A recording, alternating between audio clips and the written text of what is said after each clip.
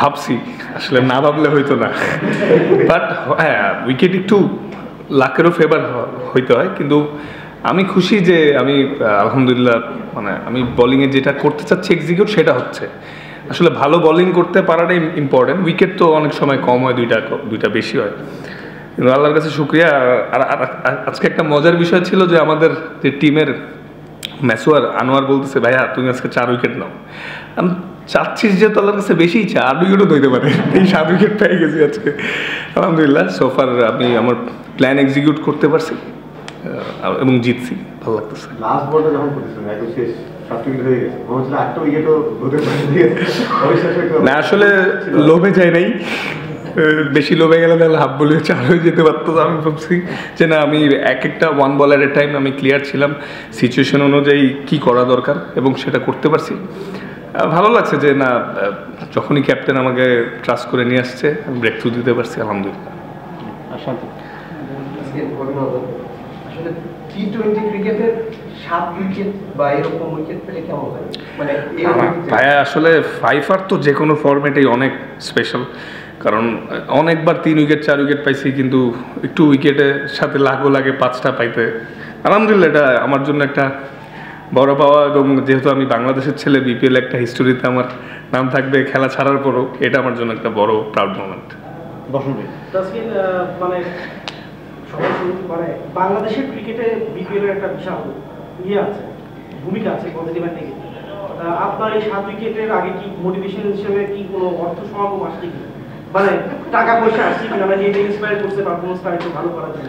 না আসলে যেহেতু একজন আমি খেলোয়াড়, যেহেতু তো আমি যখনই খেলতে নামি সেরাটা দিয়েই করতে পারি, চেষ্টা করি, এবং আমার কাছে ভালো লাগছে যে এইবার বিপিএলের কন্ডিশনটা স্পোর্টিং, যেটা হইলে আমাদের ক্রিকেট উন্নতি হবে। বোলিংও ভালো করলে ভালো হয়, ব্যাটসম্যানও সেট হলে রান করতে পারে, এটা হইলে আমাদের জন্য ইন্টারন্যাশনাল আমরা বেনিফিট হবে ফিউচারে। ও না ওইটা এখনো বলছে যে একটা টাইম নিছে 3-4 দিনের মধ্যে, তো আমাদের ওই টাইম তো যেহেতু নিছে ট্রাস্ট করা উচিত। অলরেডি বলে ফেলছেন, তারপর একটু ডিটেইল হচ্ছে যে মানে আপনার 7 উইকেট পাওয়ার দিনেই প্রশ্নটা করতেছি যে এবারে কন্ডিশন উইকেট তো সুপার, মানে 190 প্লাস রান হচ্ছে রেগুলার, তো বোলারদের পয়েন্ট অফ ভিউ থেকে এই কন্ডিশনটা অ্যাকচুয়ালি কেমন? মানে আপনারা কি মানে উইকেট তো চাইলেই পাওয়া যাচ্ছে না, এই ধরনের কন্ডিশনে আসলে বোলারদেরকে আসলে আরো এক্সট্রা এফোর্ট দিতে হয় উইকেট পাওয়া? আসলে হ্যাঁ একটু চ্যালেঞ্জিং, বিকজ লুজ বলের মানে করে মাপ পাওয়া যাচ্ছে না, মার্জিন ছোট। এতে আমাদের বোলারদের জন্যও ভালো, ব্যাটসম্যানদের জন্যও ভালো, কারণ বেটার এক্সিকিউশন করতে হবে, এবং নিউ বলেও ব্যাটসম্যানের জন্য প্রথম 2-3 ওভার একটু চ্যালেঞ্জ থাকতেছে, দেন আস্তে আস্তে যত সময় যাচ্ছে ফ্ল্যাট হচ্ছে বা ব্যাটে সুন্দর আসতেছে। তো এখানে ব্যাটিং বোলিং দুইটাতেই অ্যাডভান্টেজ, যেটা আমাদের সামনে আমরা ফ্ল্যাট ডেকেই খেলতে যাচ্ছি পাকিস্তানে এবং দুবাই চ্যাম্পিয়ন্স ট্রফিতে, আশা করি এটা কাজে দিবে আমাদের। আর এমন উইকেটে খেললে ভালো, কারণ আমরা তো সচরাচর ফ্ল্যাট উইকেটগুলো কম খেলি, ইন্টারন্যাশনালে যে পাই তখন সামটাইমস দেখা গেছে আমাদের অ্যাডজাস্ট করতে একটু প্রবলেম হয়, তো এরকম সবসময় যদি থাকে আমাদের জন্য ভালো হবে আর কি। আপনি জানতেন যে টি-20-তে 7 উইকেট নাই, এর আগে আর কেউ পায়নি, পাশাপাশি হচ্ছে যে যেহেতু একটা নতুন রেকর্ড করলে এটা আপনি উৎসর্গ করবেন না? আসলে দিন শেষে আমি যখন ভালো করি বা উইকেট পাই, আমার ছেলে আমার বাবা এরা অনেক খুশি হয়, তো ডেফিনেটলি ওদের সাপোর্টটাও আমার একটা ইন্সপিরেশন, যে কারণ আমি যেদিন ভালো বোলিং করতে পারি না ওই দিন তাসফিন অনেক মন খারাপ করে, তো আজকে আমি শিওরও অনেক খুশি, তো এটা তাসফিনের জন্যই। না আছে, আচ্ছা বাংলা না, এটা আমি জানতাম না, আপনি ভালো বোলিং করছেন অনেকদিন ধরে, সেটা যে ফরম্যাটেই খেলেন না কেন, আজকের এই ইনিংসের পর লাস্ট ম্যাচে আপনি ভালো বোলিং করেছেন, আজকে তো আরো দারুণ বোলিং করলেন, আপনার টিমকে এটা কতটা ইন্সপায়ার করছে আসলে? না সবাই অনেক খুশি, সবাই বলতেছে যে ওরা যেরকম স্টার্ট পাইছিল উইকেট না নিতে পারলে হয়তো রান 200 প্লাসও হইতে পারতো, কারণ উইকেট তো ফ্ল্যাট দেখলেনি যে ব্যাটসম্যান সেট হয়ে গেলে রান করতে পারতেছে আলহামদুলিল্লাহ। আর জি আসলে আমি মনে করি যে আমার সত্যি কথা বলতে দেওয়ার সময় এখন শুরু হয়েছে, কারণ এত বছর আমার বোর্ড সাপোর্ট করছে, এক্সপিরিয়েন্স হয়েছি আমি, তো সিচুয়েশন বেটার, গেম অ্যাওয়ারনেসগুলো ভালো হচ্ছে, তো আমার মনে হয় যে এটা আমার ডিউটি আসলে টিমকে সাপোর্ট করা, যেই টিমেই খেলি, বাংলাদেশ টিম হোক বা ফ্রাঞ্চাইজি হোক, আল্লাহ যাতে আমার ফিট রাখে লম্বা সময়, আপনারা দোয়া করেন আমি যাতে সুস্থ থাকি এবং ভালো করবেন ইনশাআল্লাহ। আপনার বিপিএল দিয়ে শুরু এবং বিপিএল এর অলমোস্ট প্রতি সিজনে পারফর্ম করেন, এটার পেছনে আসলে হ্যাঁ আসলে আমাদের ইন্টারন্যাশনাল ক্রিকেটের পরে সবচেয়ে বড় প্ল্যাটফর্মই তো এটা, এবং বাংলাদেশ প্রিমিয়ার লিগ যেটা একমাত্র ওয়ার্ল্ডের অনেক জায়গায় নোটিস করে। তো আমার আসলে সবসময় বিপিএল আমি অনেক এনজয় করি, একটা অন্যরকম আমেজ থাকে, সবার মধ্যে একটা মানে ভালো কম্পিটিশন, হেলদি কম্পিটিশন থাকে। তো এটাই আসলে ইন্টারন্যাশনালের পরে সবচেয়ে বড় প্ল্যাটফর্ম, তো আমি চেষ্টা করি এনজয় করতে সবসময়। আজকে হিস্ট্রির কথাটা বারবার আসছে, আপনি মানে থার্ড প্লেয়ার টি-20 আর বাংলাদেশের মাত্র প্রথম। আপনারা রিসেন্ট টাইমে অনেক বেশি হিস্ট্রিতে যাচ্ছেন আর কি, মানে আপনি বা আপনার যারা পেস বোলিং যারা কলিগ আছে তারা সহ। তো এই ফিলিংসটা কেমন যে বারবার এই ইতিহাস আপনাদের জায়গায় নাম হচ্ছে, আর পাশাপাশি আপনার নিজের কোনো ইচ্ছা আছে কিনা যে এই ইতিহাসটা আপনারা করতে চান? হ্যাঁ, শুক্রিয়া আল্লাহর কাছে যে এরকম আমরা ফাস্ট বলাররা ইমপ্রুভ করতেছি এবং অনেকেই রেকর্ড করছে বাইরে বা দেশে। এটা খুবই ভালো সাইন, আমাদের যে উন্নতির ধারাবাহিকতাটা আছে এটাতেই বোঝা যাচ্ছে। এবং আমার স্বপ্ন লেজেন্ডারি ফাস্ট বলার হয়ে কেরিয়ার শেষ করা, যাতে অনেক উইকেট পাই এবং অনেক কন্ট্রিবিউশন থাকে দেশকে জিতানোর পিছনে, আমার এটাই লক্ষ্য থাকবে। Thank you.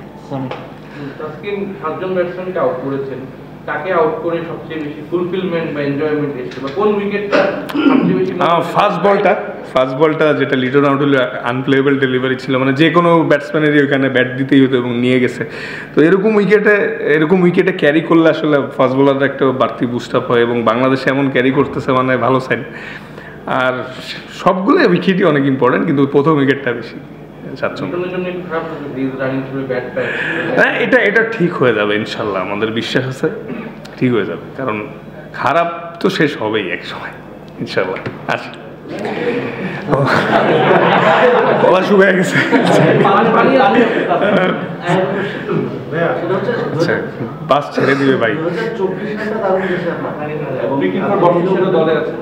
আচ্ছা বলেন। 2024 সালটা দারুণ গেছে এবং 2025 সালটা দুর্দান্ত শুরু করলেন। আপনি নিজেও বললেন আপনার বাড়িতে সেটা দারুণ খুশি হয়ে সাফল্যে। 2024 শেষের দিকে এসে দেখলাম আপনার নতুন একটা হেয়ার কাট, এবং এই হেয়ার কাটের সাথে এই পারফরমেন্সের কোনো যোগসূত্র আছে? এগুলো আসলে মানে না, আমি জাস্ট এমন যদি একদিন তো মাইর খাইতেই পারি, তাহলে এটার জন্য হবে এমন কিছু না। এটা জাস্ট এমনি আমার বাবার ছোটবেলার একটা ছবি দেখতেছিলাম, দেখলাম সে মোচ রাখা, বললাম এবার আমি একটু রেখে দেখি কিছুদিন কেমন লাগে, এটাই আর কিছু না, নাথিং এমন কোনো না। আর আমি সুপারস্টিশন তেমন বিশ্বাসও করি না, সব তো আল্লাহর রহমত থাকলেই হবে।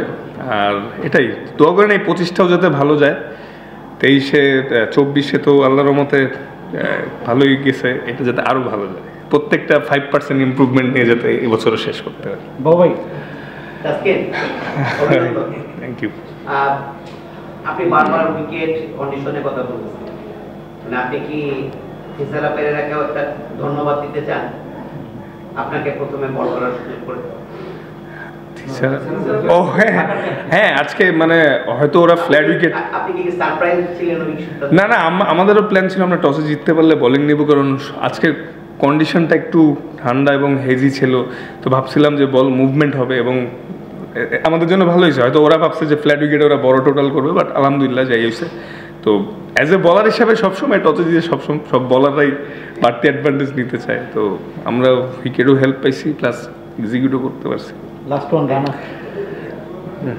মিরপুরের উইকেটটা তো আমরা সবসময় রহস্যময় উইকেট বা আনপ্রেডিক্টেবল উইকেট বলেই, কিন্তু এই বিপিএলে কিন্তু উইকেটটা আপনি যেটা বললেন ভালো এবার ডিফারেন্ট উইকেট, মানে রান হচ্ছে, স্কোরিং বলছেন, তার মানে কি আগে কোথায় সমস্যা ছিল? না আসলে ওভারঅলি কিন্তু এবার বিপিএলটা অনেক এনজয় করছে, অনেক ক্রাউড আসতেছে, সবাই সাপোর্ট করতেছে, প্লাস মানে ওভারঅলি আমি লাস্ট 3-4 বছরের থেকে এবছর বিপিএলটা এনজয় করছি, প্লাস উইকেটও ফ্রেন্ডলি একটু হেল্প পাচ্ছি। মানে মাথার মধ্যে ওই জিনিসটাই আছে যে এক্সিকিউট আমার করতে হবে, নয়তো বাউন্ডারি হতে পারে। তো ওভারঅলি একটা দারুণ বিপিএলের মানে এবং দর্শকদেরকেও থ্যাংকস যে সবাই এসে সাপোর্ট করছে। Okay thank you.